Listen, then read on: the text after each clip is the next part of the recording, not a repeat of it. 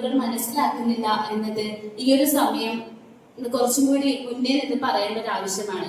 കാരണം നമ്മുടെ ഭരണഭാഷ, മാതൃഭാഷ, ഇവയെ പറ്റി നമ്മൾ എപ്പോഴും ബോധവാന്മാരായിരിക്കണം. ഇന്നത്തെ ഒരു ദിനം മാത്രമല്ല നമ്മൾ കേരളത്തെ പറ്റി ഓർക്കേണ്ടതും നമ്മുടെ പൈതൃകത്തെ പറ്റി ഒരു കാര്യം പറഞ്ഞാലും നമ്മൾ കൂടുതൽ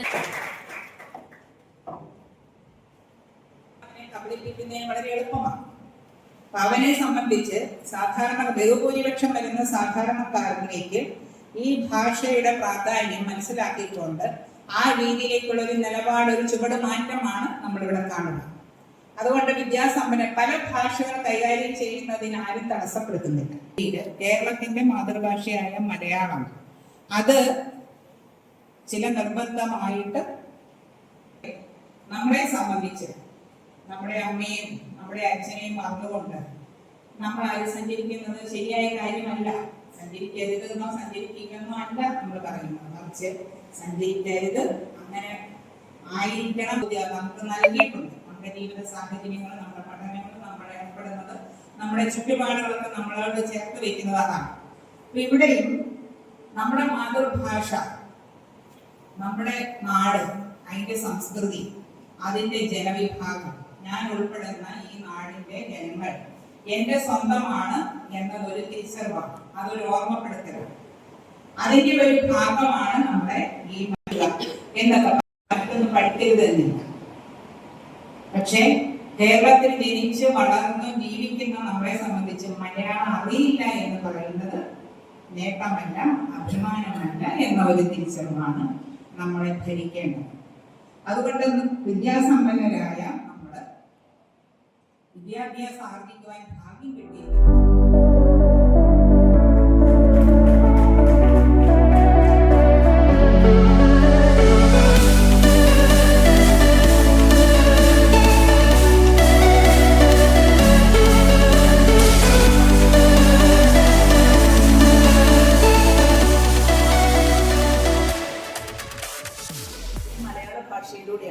അതുകൊണ്ടാണ് മലയാള ഭാഷ പെറ്റമ്മ പോലെ നമ്മൾ സ്നേഹിക്കുകയും ബഹുമാനിക്കുകയും ഒക്കെ ചെയ്യണമെന്ന് കവി വള്ളത്തോൾ പറഞ്ഞു വെച്ചത്.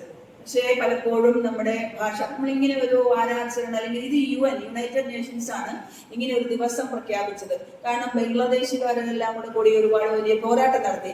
ബംഗ്ല എന്ന് പറഞ്ഞ ഒരു ഭാഷയെ പിന്നെ അവരുടെ ഔദ്യോഗിക ഭാഷയാക്കി മാറ്റണം എന്ന് പറഞ്ഞ് അവർ വലിയൊരു സമരം നടത്തി. അതിന്റെ ഭാഗമായിട്ട് UN കൂടിയാലോചന നടത്തുകയും അങ്ങനെ മൊത്തത്തിലല്ല 1999 ഇങ്ങനെ ഒരു ആലോചന വരുന്നത്.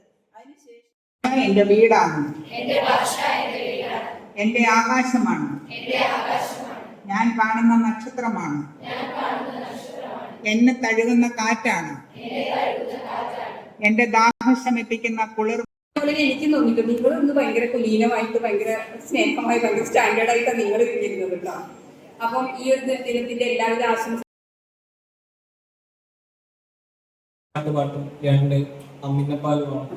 അതുകൊണ്ട് തന്നെയാണ് കവികളൊക്കെ ആദ്യഘട്ടത്തിൽ പാടുന്ന ഘട്ടം മുതൽ അമ്മിനപ്പാലിനും മാതൃഭാഷയ്ക്കും ഒരേ രുചിയും ഒരേ മണവും ഒരേ നിറവും എന്ന രീതിയിൽ ആഘോഷത്തിന്റെ ഭാഗമായിട്ടുള്ള പ്രവർത്തനങ്ങൾ, മലയാള മാതൃഭാഷ വാരാചരണത്തിന്റെ ഭാഗമായിട്ടുള്ള ഒരുപാട്